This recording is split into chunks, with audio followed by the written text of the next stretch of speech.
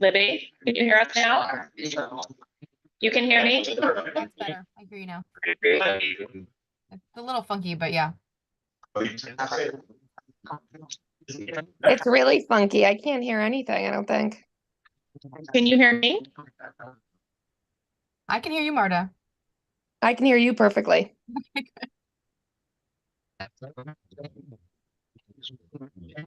Can you hear me?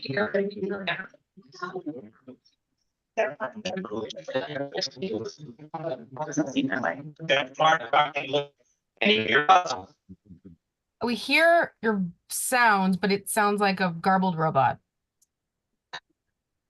No offense.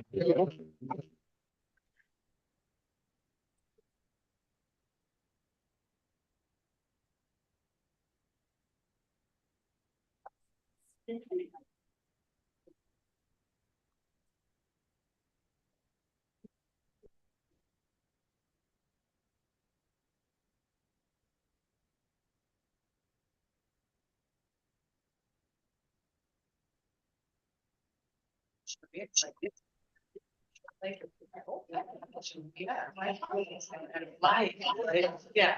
And like just like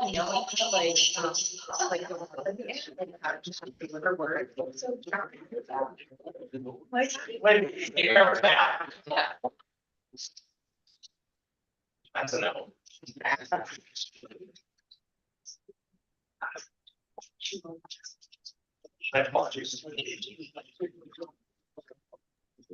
I think you sound better now.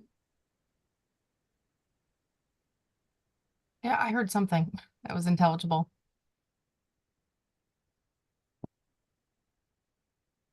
Libby, can you hear us now? Yeah, that's great. Okay. Hi. All right. And are we we're all connected? We're good? Great. Okay. All right. So please be advised that on June 4th, 2024, from 6 to 8, there'll be a meeting of the Medford Comprehensive High School Building Committee held at Bistro 489, Medford Vocational Technical High School, 49 Winthrop Street, and via remote participation for the community. This meeting is being recorded. The meeting can be viewed live on Medford Public Schools YouTube channel, through Medford Community Media on your local cable channel, Comcast channel 9, 8, or 22, and Verizon channel 43, 45, or 47. The meeting will be recorded. Participants can log in by using the following Zoom meeting ID: 952-9809-8294. So we can go ahead and get started. I'm just going to do a quick roll call. Jenny Graham, here. Mayor Longo-Kern. Here. Dr. Edward Vincent. Here. Dr. Galusi. On her way. Dr. Cushing. Here. Marta Cabral. Here. Libby Brown. Here. Marissa Desmond. Here. Maria Dorsey. Here. Brian Hilliard. Here. Tracy Keene. Here. Emily Lazaro. Here. Nicole Morel. Here. Aaron Olapate. Here. Luke Preisner. Here. Larry Brown. Bob Dickinson. Fiona Maxwell. Joan Bowen. Here. Tom Dalton. Here. Chad Ballin. Here. Lori Hodgson. Here. John McLaughlin. Here. Paul Rousseau. Philip Santos. Absent. Okay, so we have 14 present, 1 absent, and we're ready to go. Okay, the first item on the agenda is the consent agenda and approval of minutes for the 5/13 full committee meeting and the 5/29 finance subcommittee meeting. There are 2 corrections that need to be made to member Morel's name. Nicole Branley was transposed for Nicole Morel, so we'll make those updates. Is there, before we take a motion to approve, just a reminder, the finance subcommittee in particular, if you were not present at the meeting, is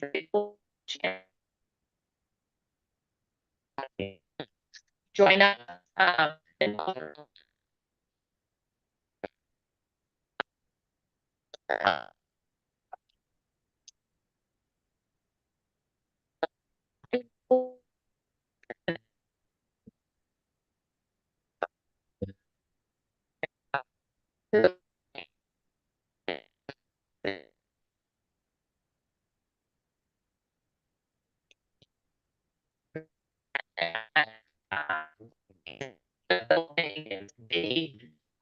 From a planner point of view, so, you can, again. We hear just like gobbledygook, but not words. So we can hear the mic is on. It's just not intelligible.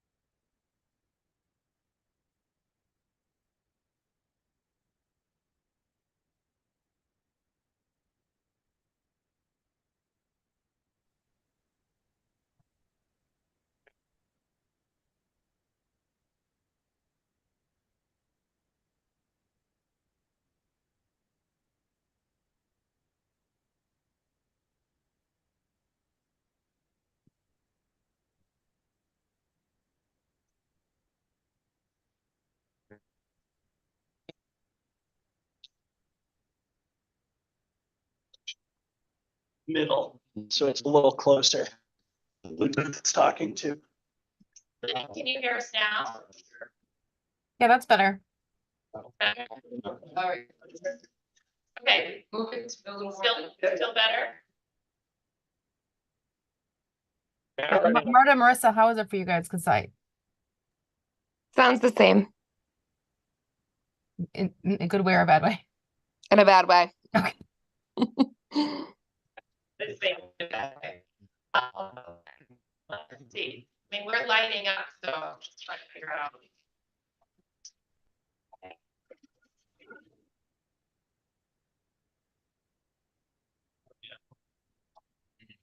Libby, can you hear us now? That's better. I can at least understand you. Okay. Okay, just take it. We'll take it. Sounding okay?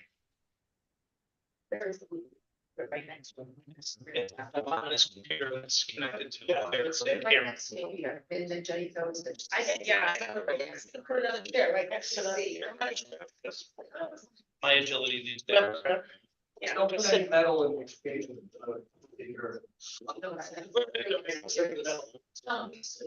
Yeah. Oh, okay. Yes. Where's it, right here? Yes. There we go. How's that? That's good, thank you. Yes. All right. That's perfect. How many professionals does it? Okay.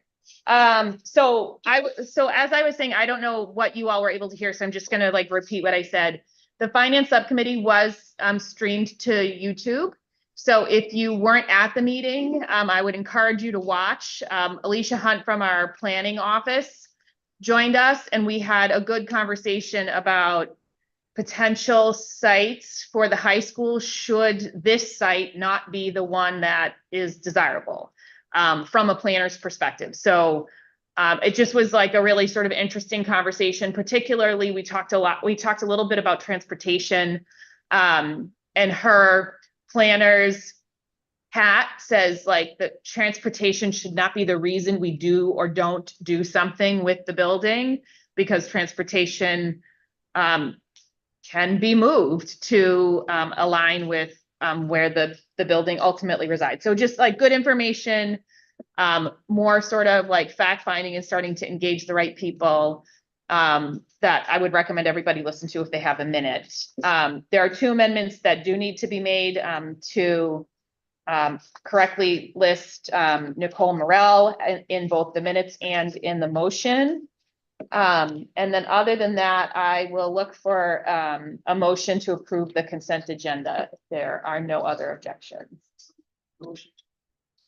Motion approved by Mayor Longo Kern, seconded by Dr. Edward Vincent.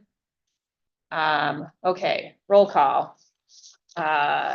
Jenny Graham, yes. Mayor Longo Kern. Yes. Dr. Edward Vincent. Yes. Suzanne Galusi. Dr. Cushion. Yes. Marta Cabral. Yes. Libby Brown. Yes. Marissa Desmond. Yes. Maria Dorsey. Yes. Brian Hilliard. Yes. Tracy Keene. Yes. Emily Lazaro. Yes. Nicole Morel. Yes. Aaron Olapati. Yes. Luke Preisner. 14 in the affirmative, 1 absent. The minutes are approved. The next thing on our list is actually to take what I'm going to call a brief introductory tour of the building. I think there's at least some number of people who have never done that before here. Or maybe you've seen bits and parts of the building, but I thought it would be a good time to sort of give everyone some sort of helpful framework that says like, what even all are we talking about that goes on in this building today? And so we wanted to spend a little bit of time, and we're going to try to be back here by 7 to take you all on a little walking tour of the facility. So for those of you that are on the phone and have joined us remotely, we're going to not take you with us so that you don't feel like you're in the Blair Witch Project as we move around the building. And we will put up a note on the Zoom just so people know that we're on a walking tour of the building, and we expect to be back about 7. For those of you who have joined us remotely, we'll see you back here at 7. And I'm really sorry to be sick and miss this. Is there opportunity in the future for like Marissa and I to take a look around? Yes, absolutely. For another meeting or something? Yeah, I think we'll do this more than one time because right now, again, we're like in the middle of the paperwork phase. I just thought it might be helpful at a high level. But when we start talking about, when we start getting into the place where we're talking about design and feasibility, there will be plenty of opportunities for us to do that again. There will be lots of opportunities even for the community to come in and do that as part of the communication plan. So yes, absolutely. And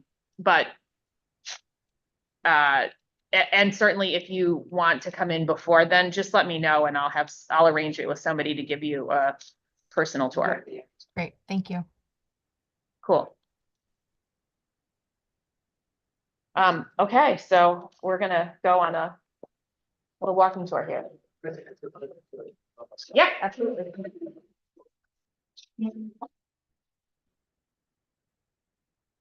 It's getting worse. It's getting worse.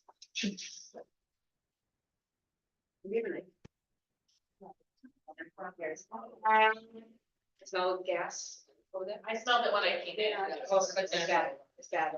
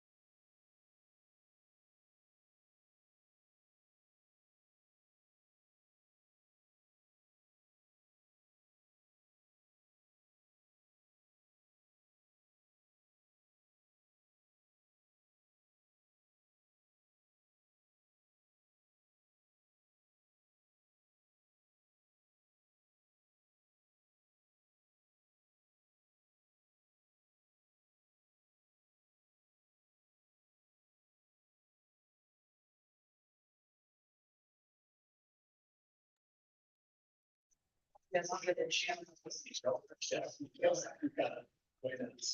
didn't want to be in front of him. Yeah. Libby, Marta, You we guys are sound back. good? I'm here. All right, Hi, everyone. it should focus on it. It's okay. All right. So, we just got back from a brief walking tour of the building. We saw just like a little bit of everything, just to give people some perspective on what all this building is about. And, you know, it's pluses and minuses, I guess I'll say, and we'll leave it at that. Plus, we have lots of marble at our disposal, minus, you know, many minuses. So, having, oh.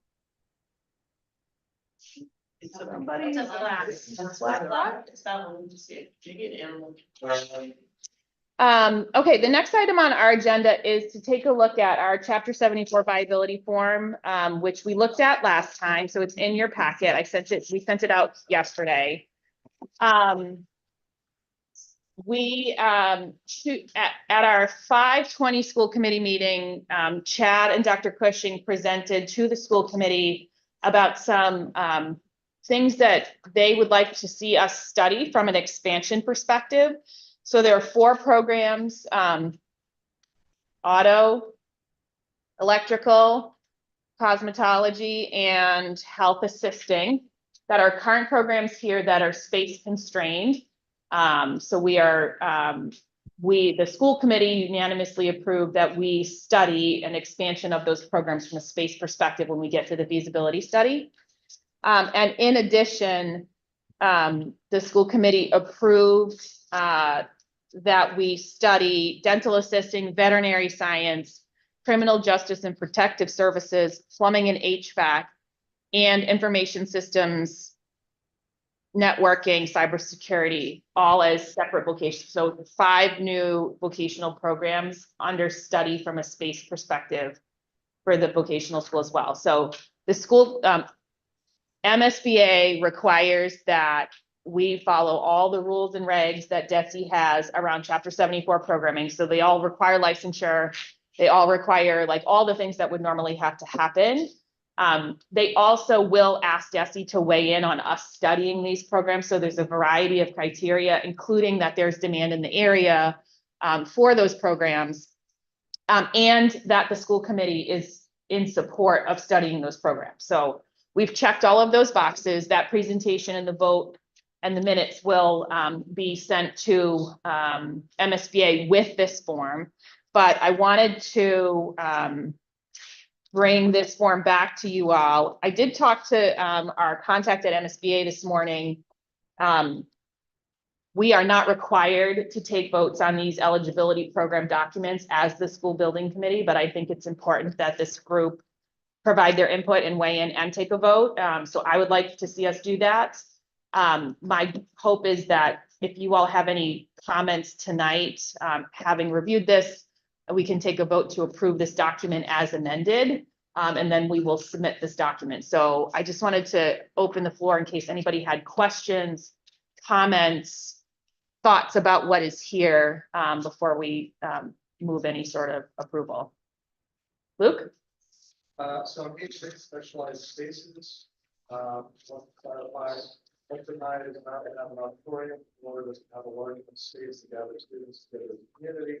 As we point out, the gym, it's some relevance to the gym. Oh, that's other form. Other form. I was like, auditorium is ringing a bell. Okay, sorry, this is the Chapter 74 one. Yes, we reviewed it last week. And since then, or not last week, but at our last meeting, since then, all the information has been filled out. Our proposed capacity information has been fleshed out. We've noted the school committee's support for the new programs and finished filling out the rest of this form. So I just wanted to make sure there weren't any other questions about this document. I think my only comment was, well, just like the bias to this conversation I had with Mr. Christie. He made it sound like it was busted, still trying to do. I'm not sure if he's leading why. But he just said, oh, we don't have.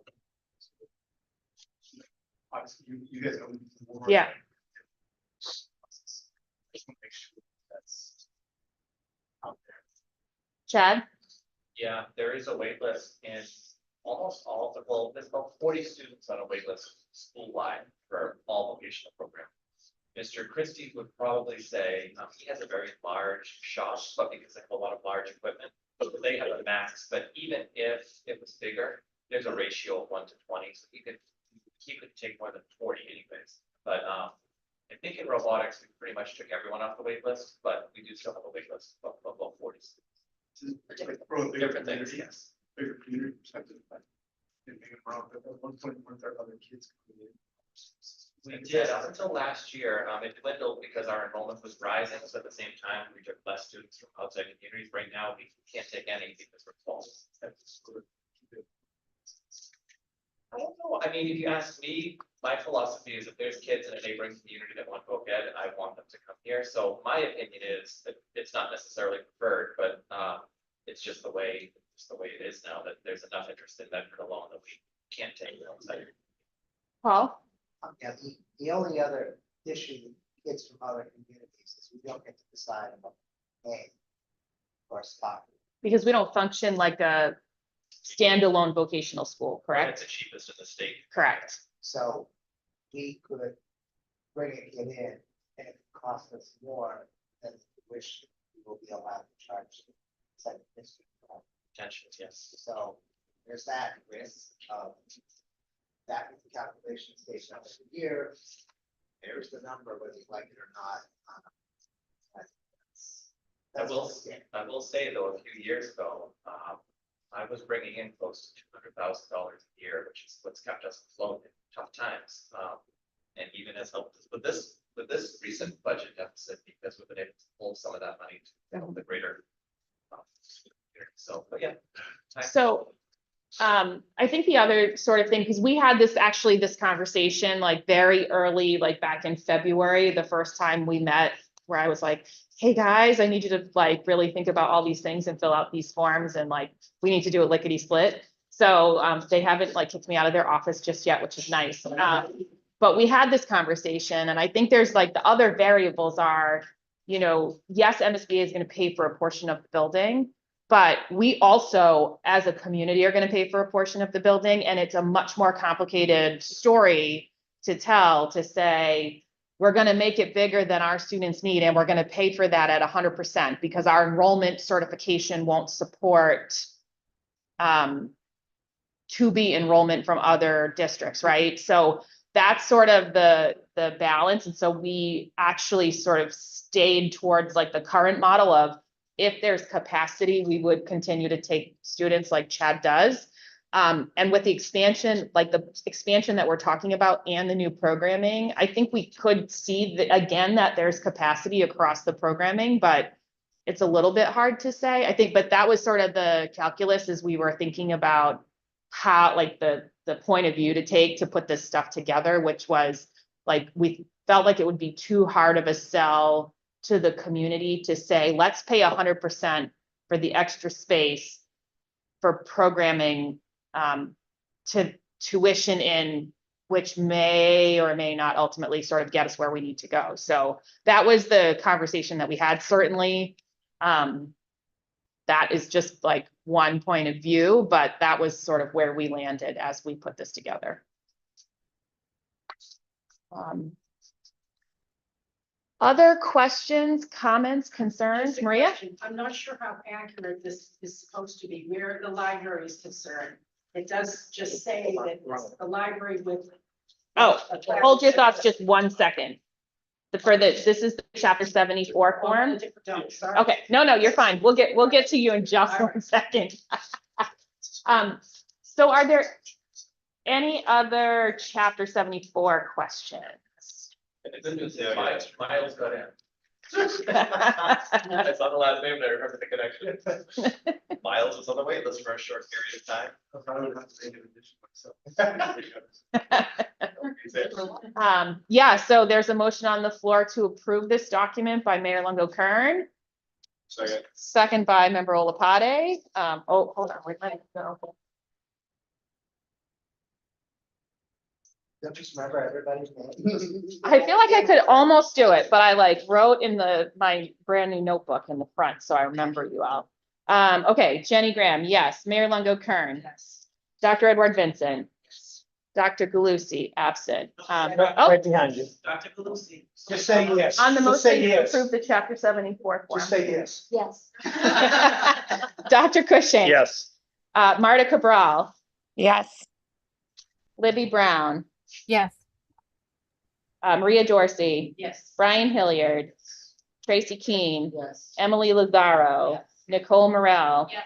Aaron Lapade, Yes. Luke Kreidner. Yes.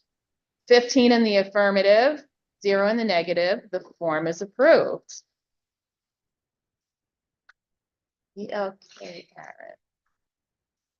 Karen. So we will submit that. That will be the third of 5 deliverables that we are on the hook for to be on our way out of this eligibility phase. So excellent work. Thank you, everyone. The other document that you have in front of you is item number 5 on the agenda, which is the educational profile. I'm going to take a few minutes and just walk through this. I think there's probably a lot of questions, and this is still very much a work in progress. We are aiming to get this updated and completed as quickly as possible.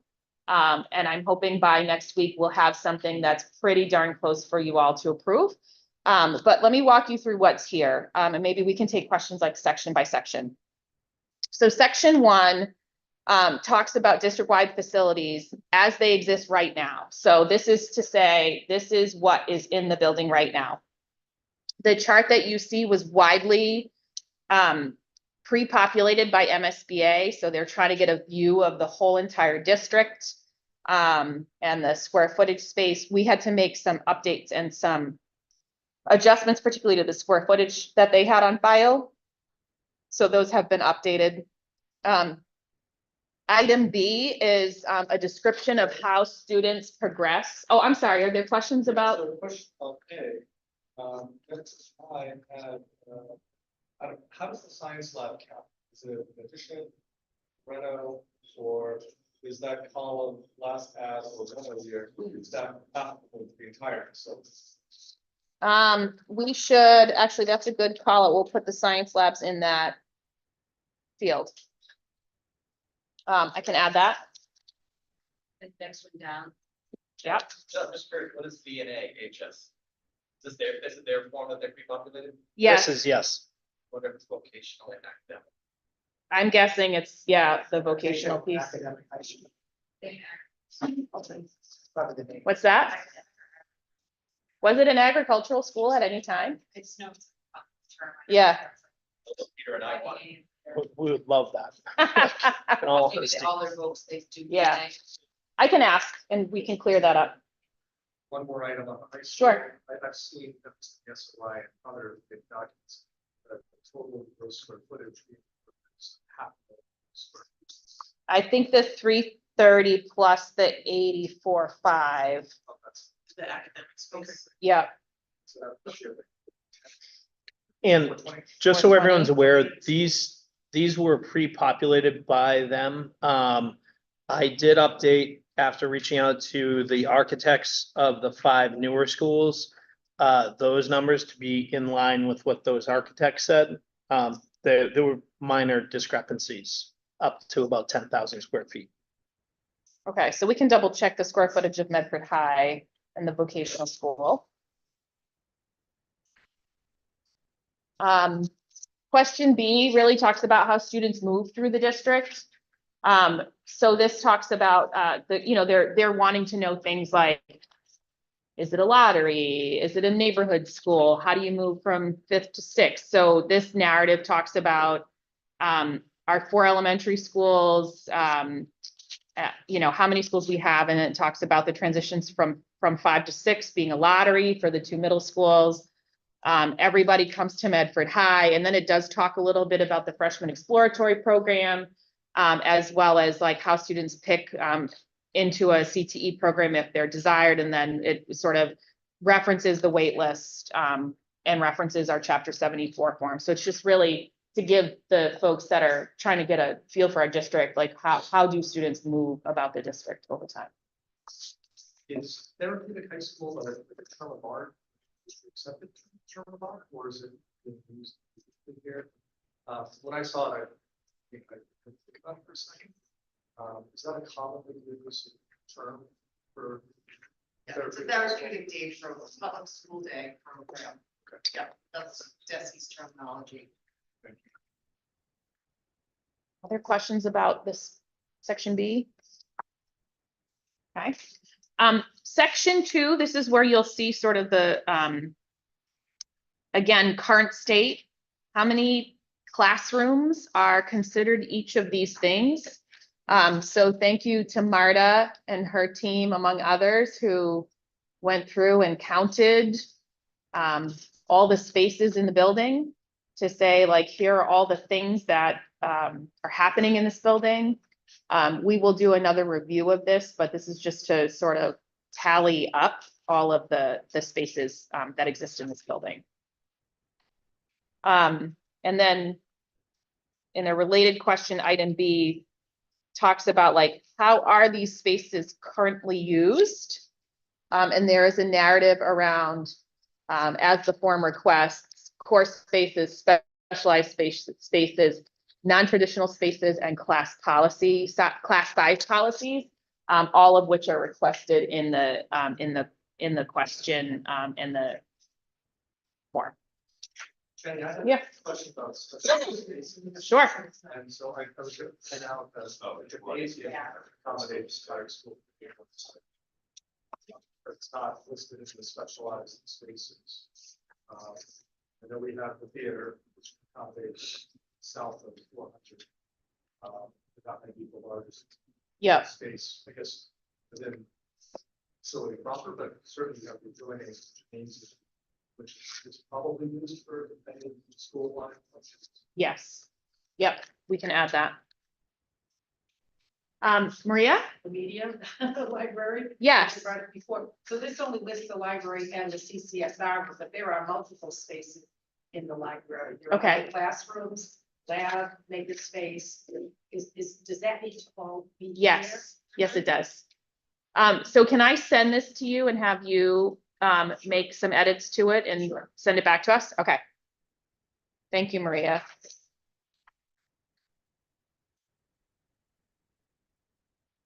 Any other questions about the information in item B? We also talk a little bit on the top of page 7 about some of the rentals that happen with our community partners, as well as the central office being housed here, and all of the administrative offices. The administrative offices, I believe, are another thing where they're not considered part of the school from a reimbursement perspective, but there obviously has to be an administrative space available to operate the school. So, there's any number of questions about how that could happen in our like new reconfigured space, whether they stay where they are or they perhaps move to the Curtis Tufts. Because we want to co-locate the Curtis Tufts program on this campus. So there's any number of things that the feasibility study will look at. And so the important thing for us is just to say, yes, the administrative offices are housed in this building. And at the end of all of this, they need a home. So. Any questions about B? Item C, again, current state. What is our current teaching methodology, class size policies, etc. So this is a description. Thank you to the administrative team who has taken a lot of time to try to be complete and comprehensive about both like the teaching methodology and some of the specialized programming we have within the building, including the TLP program, the transitions program, our English learners, etc. We do have some conversation about technology in this section. And then some of the things that are quite limiting around reliable connectivity, access to the internet, et cetera, at the bottom. Any questions about this so far?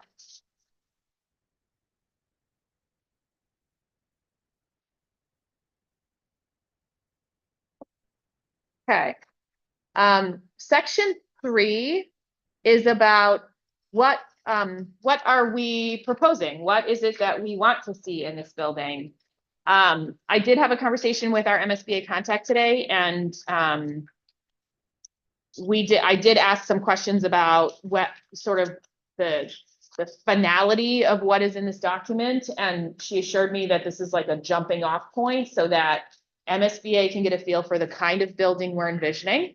And that whoever we ultimately bring on as an owner's project manager or to do a feasibility study can start to learn about us through these documents that we've had to create.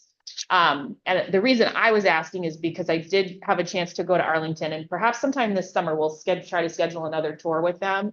There were spaces in the high school that, like, if you asked us to fill out a document today to say what should be in this high school, like, we couldn't envision that space because it's just not something any of us have ever like seen or considered as an option because it doesn't exist here. So I wanted to make sure that what we put here doesn't limit the thinking of the people who are coming in who build school buildings for a living. So, and they assured me that, no, this is a jumping off point. Very much, they want to know sort of where our head is at and what they're thinking about, and what we're thinking about, but also that all of that visioning will happen led by the folks doing the feasibility study. So those designers will really sort of lead that charge. The other conversation that I had today was with our one of our Medford High School nurses and our district physician. And they reached out knowing that we were sort of in this pipeline and process to ask about whether we should be trying to provide space for an in-school health clinic. And they talked about, Dr. Sabia talked about some of the programs that he is part of in Malden, in Everett, and in Revere, where they partner with Cambridge Health Alliance, and they provide health services here that are over and above what happens in a nurse's office. And so they had some particular information and insights about the kind of space that they would need to be able to hold such a facility. Most often those programs start out as grant funded by the Department of Public Health, which sounds amazing. And so they just wanted to say, like, hey, like, we just want to make sure you know that we're here and we're thinking about these things. So that's something that I told her, like, we needed to like connect back with the district administration and talk about that and figure out like if and how it should go on this form. But you should maybe expect to see some change there on the form in the next week. So I had like a 30-minute conversation with them, and my wheels were turning, and I was like, this is the time to say, if we're envisioning something like that as a possibility, we certainly want to study how to have and provide that kind of space. Questions about that, Luke? Not about that. Okay. Uh, Any questions about? Just page 8, last sentence, want to take a look at. Additionally, due to the structure and age of the building limits for Yeah. It limits. Yep. Thank you. Luke, did you have a question? Yeah, so maybe this will come out to peak, but it's possible that I'm just missing key aspect of the scope of this. It is focused almost entirely on interior spaces, and it does not seem, and perhaps I missed that, so scanning it quickly, any consideration of the environment, the natural environment that surrounds the school, right? So you drop a school in the middle of the city, your surrounding environment looks a certain way. If you drop it on the edge of the fells, it looks different. Certainly there's athletic fields that take up some aspect, there's some portion of the property. There may be a desire to have outdoor meeting spaces. It didn't seem like any of that was written about. And perhaps this is a document for that. I think it is actually. Yeah, no, I think that's a great suggestion. We can add all of that in. And then if any of you, the McGlynn Playground project is under construction right now. And it actually is an amazing use of outdoor space and particularly for outdoor classrooms, et cetera. So keep your eyes on that project. It's supposed to be done sometime this summer, hopefully before school starts. But it is really stunning and the outside space is very, very amazing. So, you know, be thinking about that too, because, and at one point, if I remember, we went after a big grant. This was years ago because it was before Chad's time. Suzanne was at the Brooks, Joan, you were here, and it was, the entire grant was written to become a like very Fells centric educational program. Does that ring a bell to you all? Up here at the high school. It was a high school grant. I don't know if it was through Bloomberg Foundations or it was some big grant where like it would have re-envisioned this building and it was architected by Heidi Riccio and I forget, Edward, no. Perella, John thank Perella. you, Mr. Perella, and they submitted this very significant grant that had a lot to do with sort of being anchored to the Fells as like a central like teaching point. Does that ring any bells to anybody who's been around for a long time? Not to the structure, but I know that there was work done to create like the trails within the Mhm. fells and to create some outdoor space within the fells, but I don't know of This was anything- just a grant application, like we didn't get I it. feel like I probably heard it from you, but I feel like It was Well, a grant application and we didn't get the grant, but there was something submitted. So I wonder if there is something in there, if we can locate it, that would be worth, thinking about in terms of inclusion from an outdoor space perspective, because if I remember correctly, the whole entire like genesis of the program they were proposing, had to do with like being very anchored to the fact that the Fells sat right here. Nicole? Oh, sorry. You can go first. Continue that thread. I know the building itself, like as or design, it's gonna be sustainable, resilient, blah, blah, blah. How much of the outdoor space do we have to come with and ask for as far as like resiliency and mitigation, or is that baked into what we get with the plan? I think it can't hurt for us to describe our intentions, right? Like that we, you know, that we do have climate concerns on this physical site, right? Like we have had issues because we sit right by the Fells and every now and again the water pours in. But I think to your point and to Luke's point, like we certainly need to make some space in this document to talk about the fields that are up high. They are at their end of life. They're like more rubber than grass at this point. So those fields need to be taken care of. There is a football practice field that's very much in disrepair. There's another practice field up there that I'm sure somebody will tell me has a name and I don't know what it is. But there is, you know, there are all these other like little things all over the campus. And I think if like we were like dreaming really big, you wouldn't have to go across town to get to the football stadium. You wouldn't have to go somewhere else to get to a softball field or a baseball field. So, or a track, right? So, maybe some sort of like, maybe we can add something that talks about like a more cohesive vision for like our athletics properties as part of this project, that service the students here. Paul? And on top of that, I feel like, you know, I can't remember if it was the Oklahoma school that we saw the video for, some of us saw. But, you know, we did go I've been to Arlington.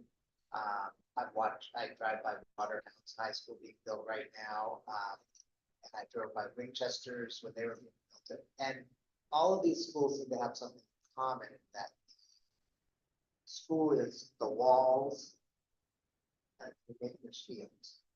But there's no integration with nature at all. There's no, I mean, we have probably more than most of those places because we have those courtyards.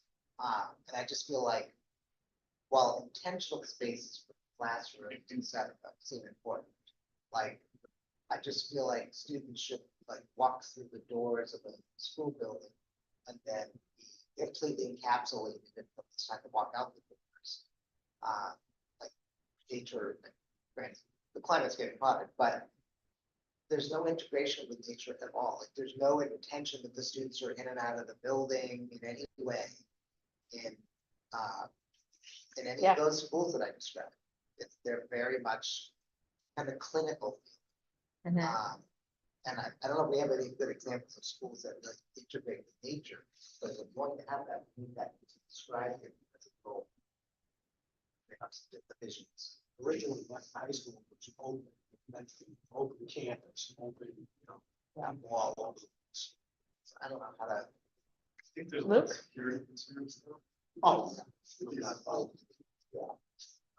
I mean, we were gonna have an orchard. Case by case. But we couldn't, because people are afraid of shooters behind trees. I mean, but are we gonna build a facility that's a prison, in which case we can sure everybody's safe, or are we gonna build a place? We already have that. so- So- Luke? So just getting over the discussion. Yeah. I think this could be an opportunity to perhaps establish finding at least exterior character for the school. Agree. We have the fouls. Yeah. We're surrounded by natural beauty. We also have a rare sort of promontory where you can see downtown from bedroom. You get a clear view of this. That's kind of special. It's rare. Somerville's Healy Middle School has it. And granted, they're not surrounded by nature, but they really did a wonderful job in making that front and center when you Right. to school. We could do something like that too. Our surroundings could be a sort of defining aspect of at least the exterior of the school's character. Sure. Emily? Just a comment sort of similar to talking about the possibility of greater openness and leaning into the assets of the school. Something I'd like to mention that we could maybe integrate into section 4 if I don't know if we're here yet. But community engagement, We're not quite there. do you want me to wait? Yes. Oh, come back to me. Okay. Peter? Greenfield Community College has a unique outdoor leadership program where students can earn an associate's degree in orienteering, canoeing, hiking, and being leaders of those types of things. Those programs really dovetail well with environmental science classes, and your imagination can run wild. It's learning ropes course, all these types of things that I think would dovetail nicely. It might be an opportunity for us to talk with Bunker Hill Community College as we look at our pathways for dual enrollment and other things along those lines to see if that would be a partnership that they would be interested in forging over the next couple of years, because it is only in Greenfield. And I think that type of a program here would offer a tremendous draw. And it would be a great opportunity for our students here and as well as that connection with Bunker Hill. So I think I've heard like a million good ideas so far. And I'm wondering if there are any volunteers who might take a shot at like a paragraph or some sort of narrative about any of the topics that we've talked about so far to sort of help make light work of what is like otherwise a really heavy lift for the administration at this time of year when graduation is tomorrow and all the other things are happening between now and the end of the year. So I will see if I can't talk to some folks who might know where that grant application is. And you guys can go can hop in Howard's Wayback Machine and get in the time machine and see what you can come up with from that perspective, because I know that at the time I was like, wow, this is so amazing. And it was just really well done. So there just might be something there that helps sort of draw that like anchoring to the outside space. So we'll take a look for that to see if there isn't something that we can pull in and integrate. Tracy? Jenny, you said that the finance committee talked about other locations, and it seems based on what Luke is talking about is this space. but Mhm. when we talked about these other spaces that Mhm. are, forget what person Alicia? Alicia's talked about, are we envisioning that in those spaces? Can this, what Luke is referencing, the green and the courtyards, are those also ideal in that situation where we get so fixated on this space and then find out this is not the feasible space because of rainwater, blah, blah, blah, and we move to an urban space, as you pointed out. Your concept changed and goes back to what Paul was saying. These other schools are almost feeling Yeah. downtown that we are limited to our Sure. broader thinking of. Well, I guess my thought is there's a way for us to, in this document, to say like, we are not tied to this location. And we have identified others that potentially, are worthy of discussion, but as it relates to this location, here are some things that we would think are important, if we are planning to stay here. So I think that's perfectly rational and reasonable. So if there is somebody who would like to take a crack at like the athletic spaces or the outdoor classroom spaces or the sort of anchoring to the bells, like if anyone wants to just take a shot at writing a paragraph of something and sending it to me, like I'm happy to do the integration if there are any volunteers. I'm happy to write something. Or if Libby, you want more than one, we can also see what we. do you have a particular topic, Libby, that you are? I think that that's a good point that this, whether we're on this site or any other site, that the integration of nature or access to, views and connection to the exterior is important. There'll be Okay. there'll be a civil engineer and a landscape architect on the design team. So it's good Sure. to acknowledge the work that they would be doing. So I'd be happy to write. I mean, the athletic fields, I don't know as much about specifically, but Okay. I could mention that prioritizing them being close by and refurbished is important. Perfect. Luke? Happy to, with athletic fields, integrated design concept that amplifies surrounding environment. Perfect. Question about, Sure. I know that I first had, we would love some agricultural stuff, which I guess is my common exterior thing. So I don't know if you want to volunteering, but like, I don't know what your conversation. Oh, Peter, we're gonna get cows here yet. Yeah, Well, I mean, in all reality, I mean, a horticulture program using shipping container growing is being done at other schools. I mean, so we didn't present horticulture at the school committee. However, I mean, I think there's a piece of that with the animal science too that I'm The better- willing to explore and provide you. Okay. Peter and I can share.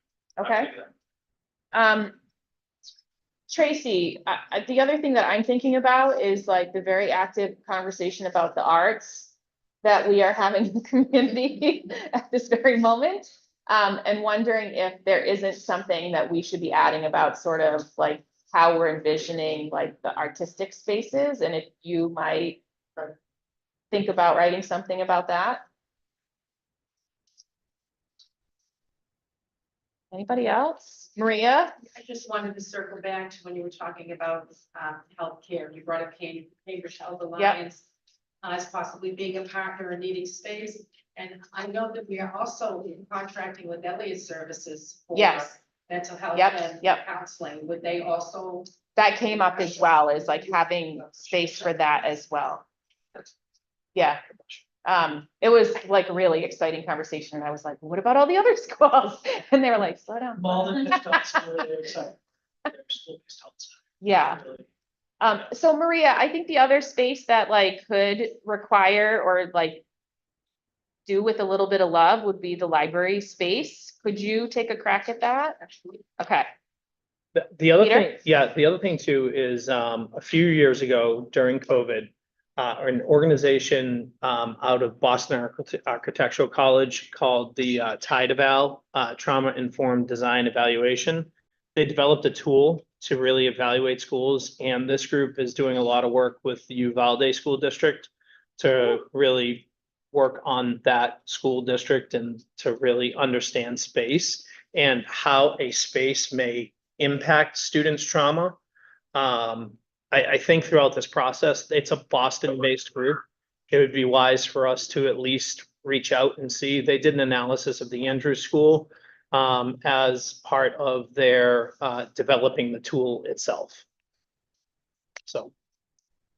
The other thing, Lori, that's gonna need to be sort of fleshed in here is some conversation about the co-location of Curtis Tufts. So we might do with a paragraph from you about that vision, if you could work on that, Joan. So I did start that last. Oh, okay, So great. If you want to take a look at that one. Yeah. Are Okay. you saying in terms of space or philosophy? Both. Okay. Any other questions about this section so far? We've got 10 minutes to go. Okay. But you have this paragraph. That's a great question. So we're scheduled to meet next Wednesday, June 12th. Is it Tuesday? Wednesday. It's a Wednesday. Okay. So if you all could by any means get it to me by Friday, like I can then do some integrating. And if you can't, it's okay. Get it to me when you can. Was this Friday? Yeah. 6 o'clock? Yeah. Midnight Friday is fine. I'll work on it over the weekend, so. Item C is, still a work in progress. The administrative team has some work to do to be able to describe that piece of it. So that there's nothing for you all to review there. And then section 4 is about community engagement. And it talks about, some of the community engagement we have already done about Curtis Tufts and whether to co-locate that. It also talks about some of the communications and community engagement subcommittee work in terms of how we plan to engage the community in this project. And it closes by saying that certainly we will need a debt exclusion to fully fund this project. But I think Maria had some questions about this, right? This section for community engagement. Oh, Emily? Sorry. Okay. Emily, sorry. Okay, that's fair. Yeah. Yeah, so I sort of what triggered my thoughts on this was what somebody said about what John was saying about the idea of the school being kind of an open campus. And I think that I would like to see something in this section that's a little bit about the idea of the space being also kind of a community hub outside of just the high schoolers. There are a lot of community things that happen here, the community schools, the pool, the Cyber Family Network, a lot of things happen here. So, I mean, and I obviously, and unfortunately for myself, volunteering to write some. Yes, you are. So I'd be happy to put that in and integrate. That would be great. Yeah. I do think that we have so much space here. And I know that in the early days of this building, there were more students and now there are fewer, but that if we do end up changing locations and having a smaller building, that we sacrifice one of the perks of this large space, which is that there are a lot of opportunities to use it for a lot of different community, a lot of potential for community good. So that's something I'd like to highlight. Sure. It is doing that now and it can continue to do it and it can do even more. So. Great. Paul? Yeah, I just wanted to thank you for bringing that up. So I've been not sure where to put that, but you know, and it's really a design phase kind of a thing, but Medford does lack a lot of spaces and we're not buying up neighborhoods demo. So, you know, thinking about like how we can segregate portions of this building, many different segments at even at a time. Because like as a Girl Scout leader, where can we find a place to put our troop? You can't do it at home. And you know, that's just one. There's so many. I'm sure that the library is booked solid with spaces, so we can turn this into, you know, that open campus idea. I don't really know much about it because it's a lot of that, but the idea of the school community center for, you know, education, for community education, for all the things that does, I think there's so many more things we want to do in this community, and there are people who want to do it, and then the first thing you discover is, I guess, we're involved in that. There's no place to do this. I just took a class at Arlington Community Education. Yeah. That was hosted at the high school. No, it was at a middle school, but that's how they use their spaces. It was in it was in a science lab, Mhm. but that's one of the things they do there. So like there is a lot of potential, and really just in like a city council hat, like it's a revenue generator to have more of these programs to bring in funds to the city. Right. And like these are all good things for us. Sure. Mayor, did you have your hand in the air? Just quickly, if you thought maybe to add after school programming needs of the community.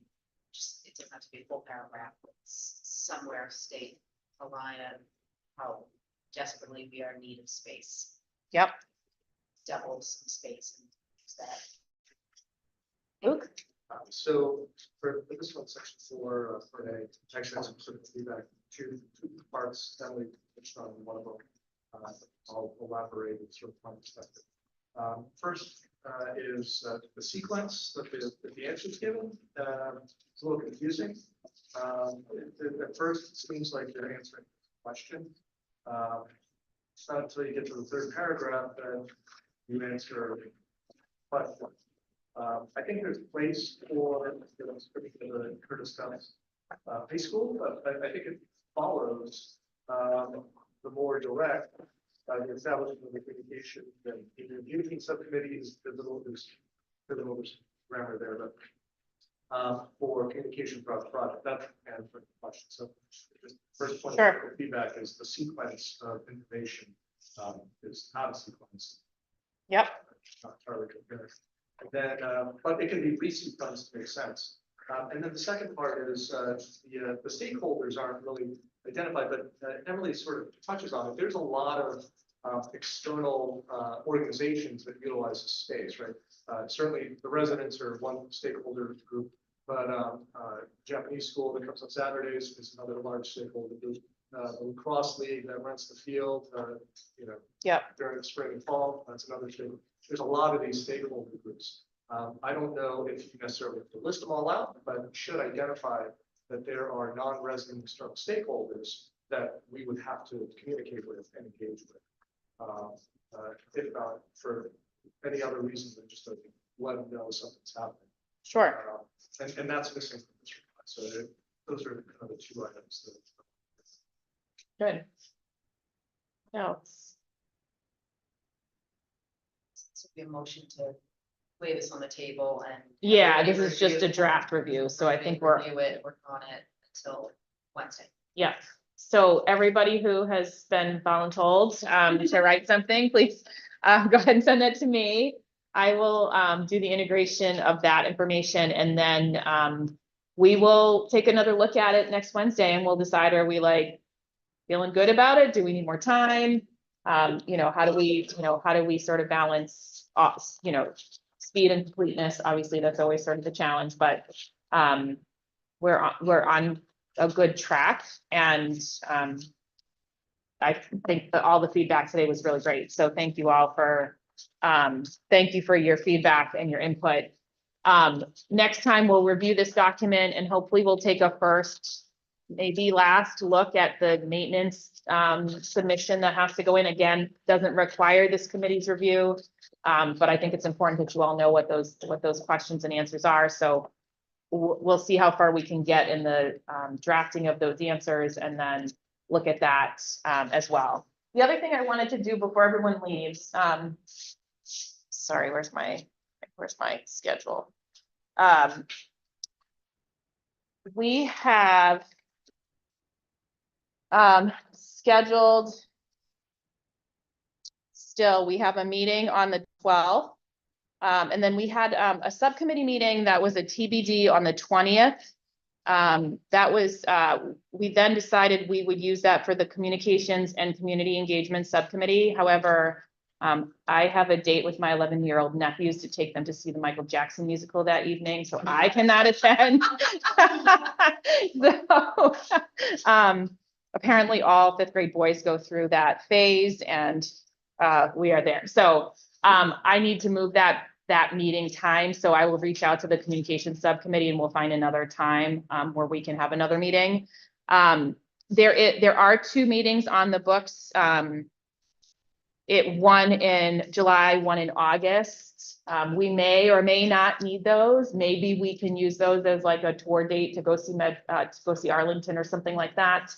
And I think depending on how far we are able to get through the other documents, like we may do a Zoom only meeting at some point before the end of June to finish our deliverables.